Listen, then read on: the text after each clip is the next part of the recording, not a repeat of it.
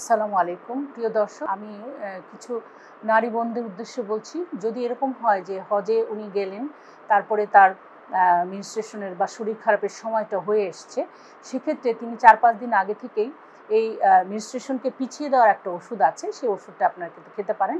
এটা জায়েজ আছে। তার কারণ, যদি আপনি ওষুধটা খান তাহলে আপনি আপনার সমস্ত কার্যক্রমগুলো শেষ করে তারপরে আপনি ওষুধটা ছেড়ে দিলেই আপনারা আবার পুনরায় মাসিক হয়ে যাবে। তো এক্ষেত্রে এটা আপনি করতে পারেন, এটা জায়েজ আছে। অনেকে এটা বলেন যে এটা জায়েজ আছে কিনা, কারণ প্রাকৃতিক নিয়মে দুটোই হয়। আপনি যদি প্রাকৃতিক নিয়মেই করতে চান, আপনার শরীর খারাপ হলে আপনার কিছু হয়তো বাকি থাকবে। তবে এখানে একটা ব্যাপার আছে যে যেহেতু বিজ্ঞান এগিয়ে গেছে, এখন যেহেতু আমাদের কাছে এটা একটা সুযোগ আছে, সেহেতু অবশ্যই এটা আমরা করতে পারি। আর 2 নম্বর কথা হলো, অবশ্যই চিকিৎসকের পরামর্শ নিতে হবে, কারণ ওই ওষুধটা আপনার শরীরে অ্যাডজাস্ট হবে কিনা সেটাও আপনাকে লক্ষ্য রাখতে হবে। সবাই ভালো থাকুন, সুস্থ থাকুন। আল্লাহ হাফেজ।